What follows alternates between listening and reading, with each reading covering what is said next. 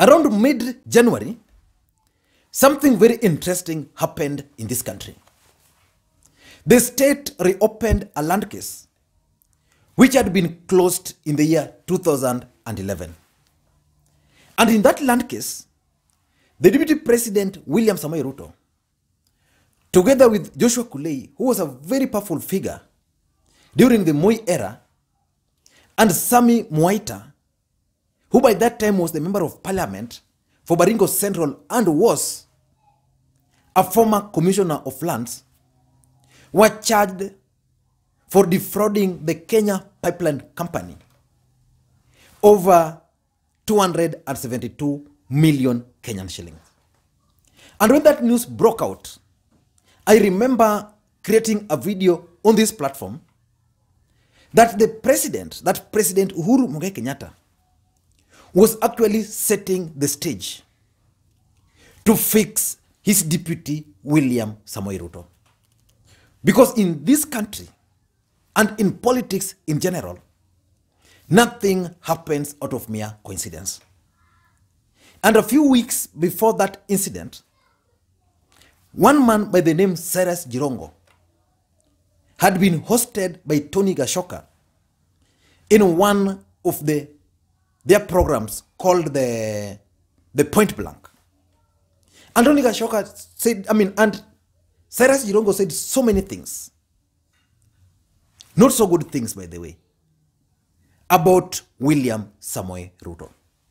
So when that news about the land case revival came up, I knew the stage was being set to fix the deputy president. And I want to invite you, if you didn't watch that video, I'm going to put the link below here.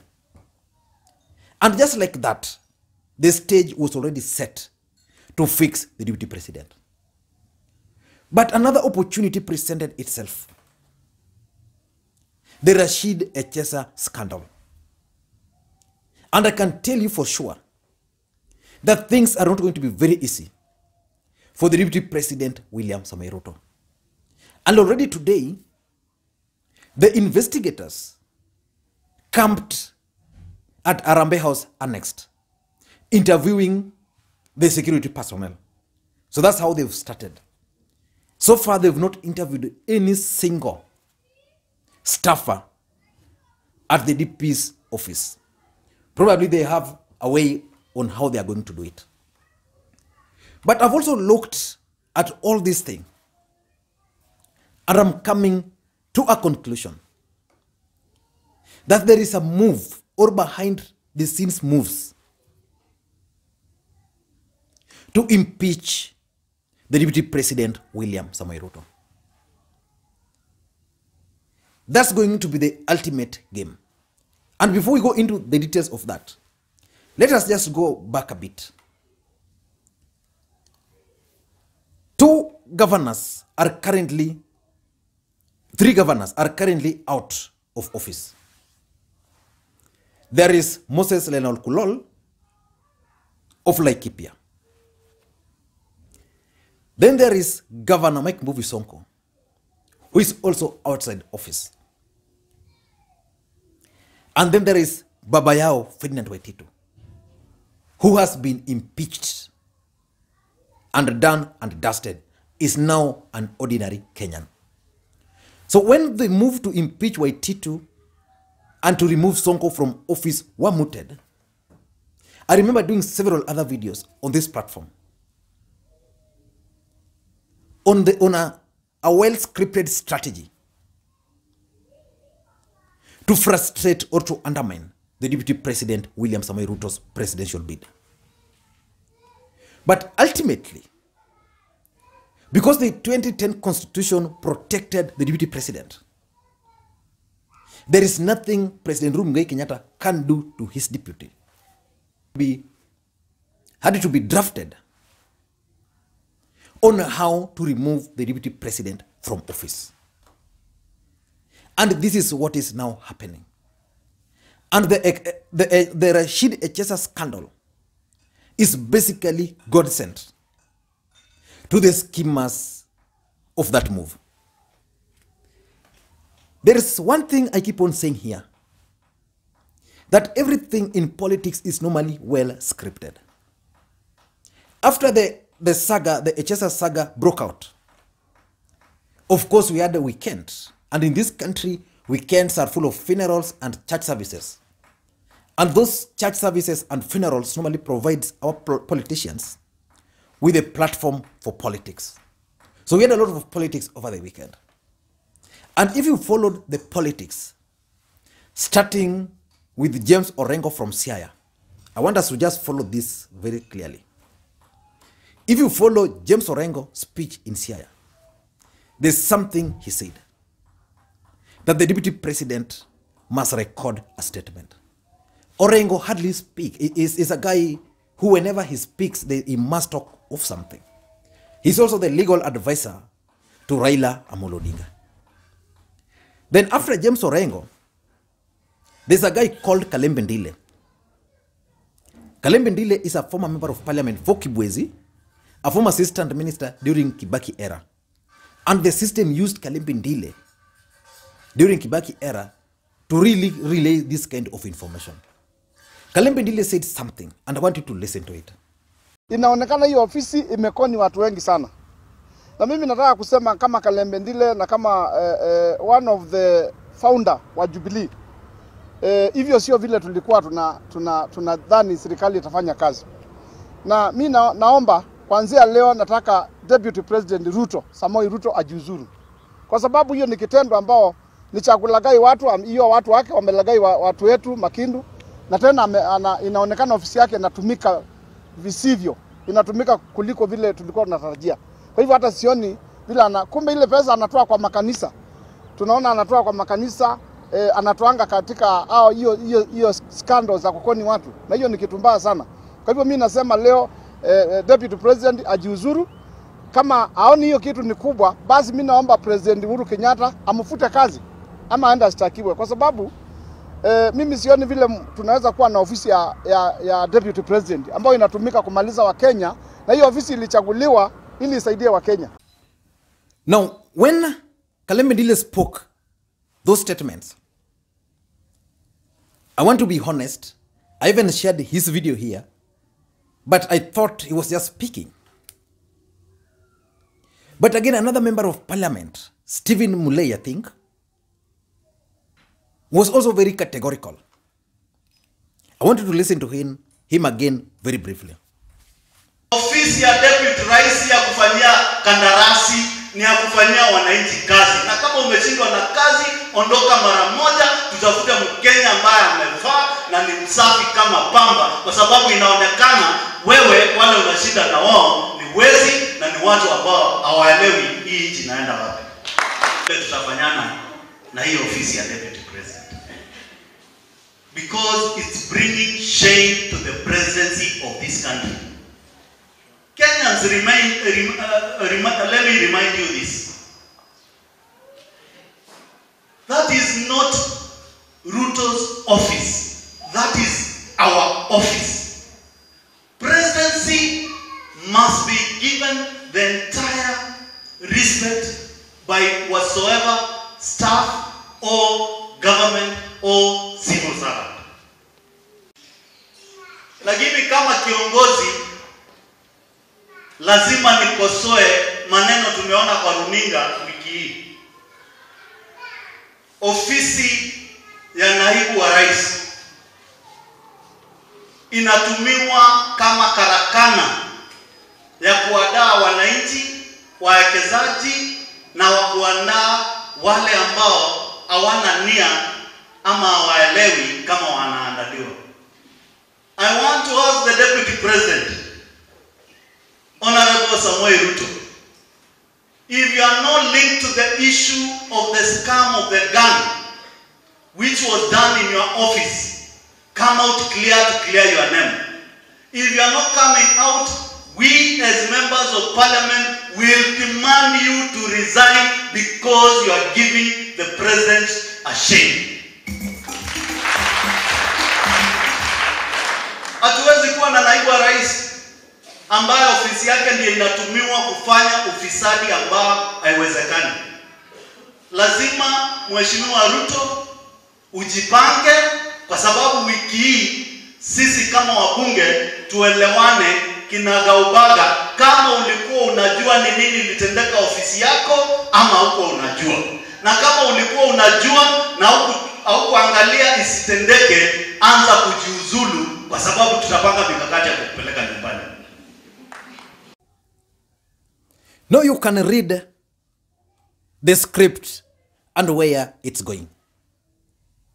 And then came in Charity Ngilu. When Charity Ngilu spoke, issued a statement, I knew there was something. Let me just get the statement by Charity Ngilu. Because when Ngilu said that, I knew there was something. Let me just get it to you. The Charity Ngilu statement. I think it was made the other day. Yes, I found it. Charity Ngilu made a statement. I want to read some part. It's saying, I am shocked by the revelations that seemingly fraudulent activities of high magnitude can be hatched and planned in the office of the Deputy President of the Republic of Kenya. The Deputy President's office is part of the presidency, which 47 million Kenyans have entrusted with the high responsibility, and especially ensuring security of citizens and their property. The holder of this office, therefore, is expected to be beyond reproach.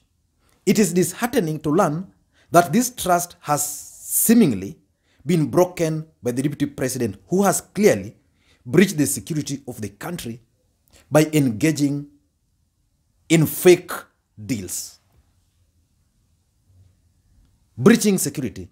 So basically, there's something in there, and it's continuing. It is now evidently clear through his own admission that these activities have been taking place in his office, which he admitted in his tweet that the meeting took place, albeit for 23 minutes.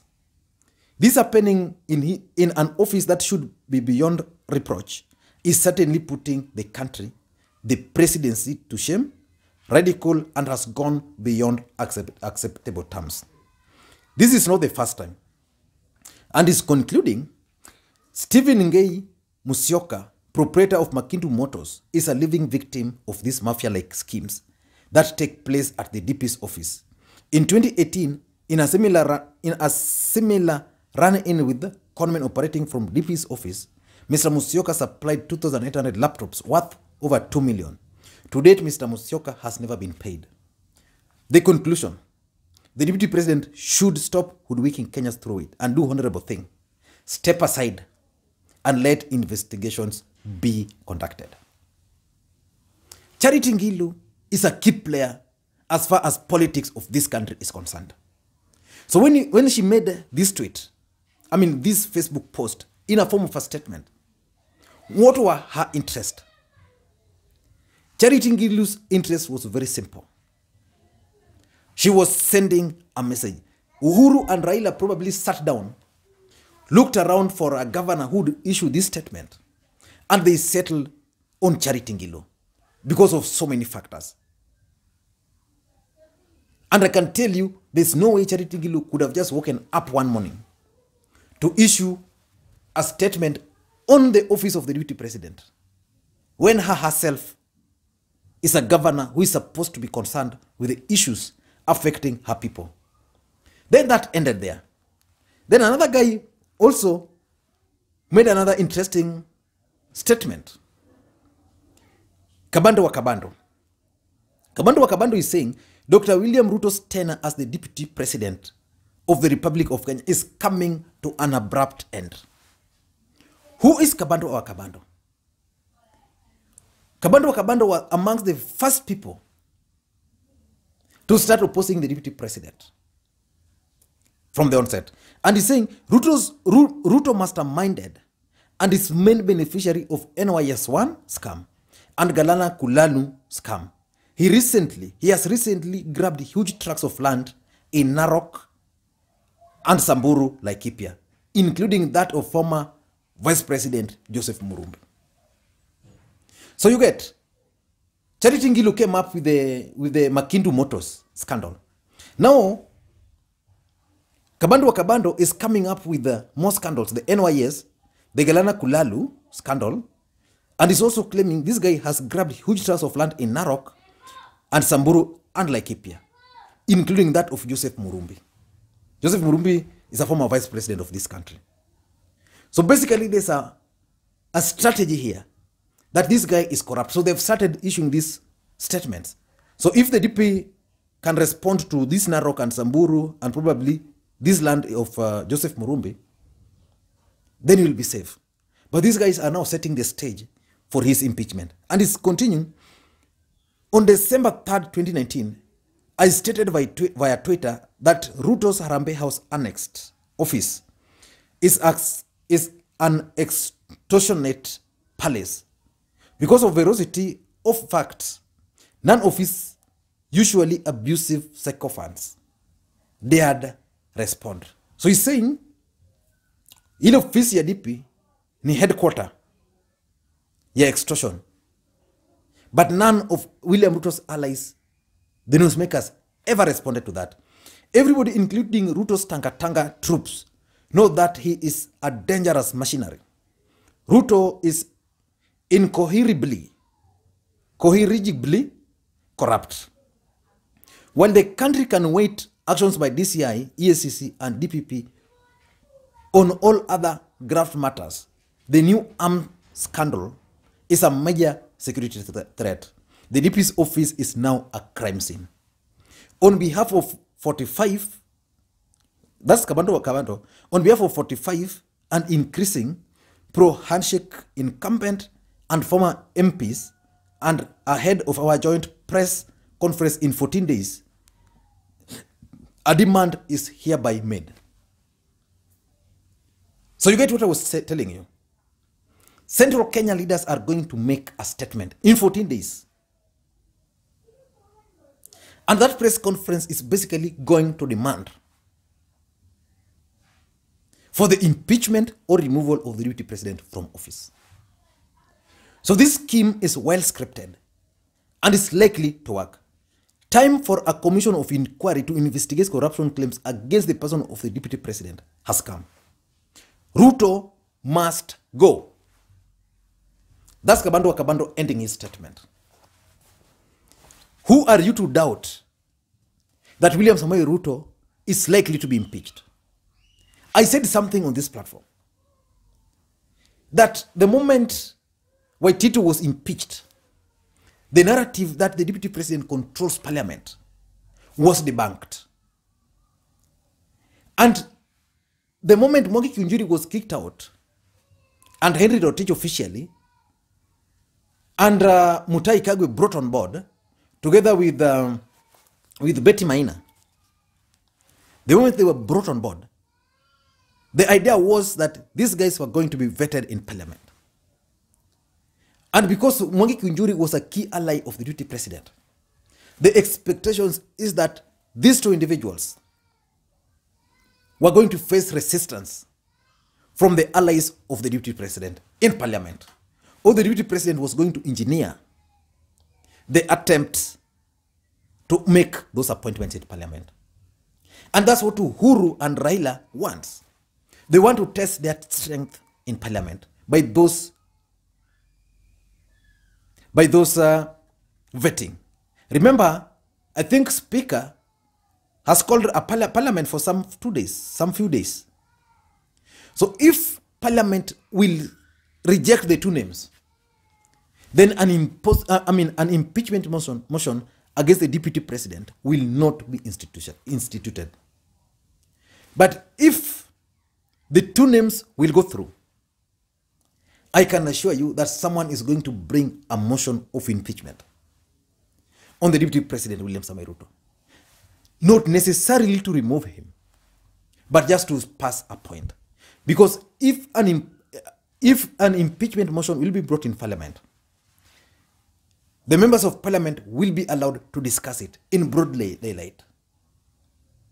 It would only mean one thing, that everybody with any scandal on the DP will bring them on board. And I am even expected non-parliamentarians will also bring their petitions to parliament. So why is this happening? Three things. Number one, the DP must be painted as a corrupt individual because he's presenting himself as a hustler.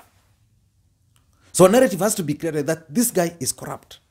And because he's created the environment, he has created that environment for himself, these guys are going to succeed in painting the DP as a corrupt individual. That's number one. Number two, they want to test his strength in parliament. What can happen if the DP is impeached? Because the constitution makes it very difficult to impeach him. Number three is going to be sources of his wealth. These guys are trying all means possible to derail the deputy president, especially his sources of wealth. By making this war on corruption now, by making William Ruto be the face of corruption in this country, basically, no any government official will be willing to get into such kind of deals. I don't know what you think, but that's my take. And if you're bumping on this video for the first time, what we do on this channel is simple. We analyze politics. And the best thing you can do is normally to just hit the subscribe button. And to the subscribers, I want to continue thanking you guys for your continued support. There are a lot of you guys who continue to support this channel, either through those small M-Pesa support of 100, 200, and those who keep on sharing this platform with their friends. I'm always grateful. Thank you guys, and please may you have a good day. Bye-bye.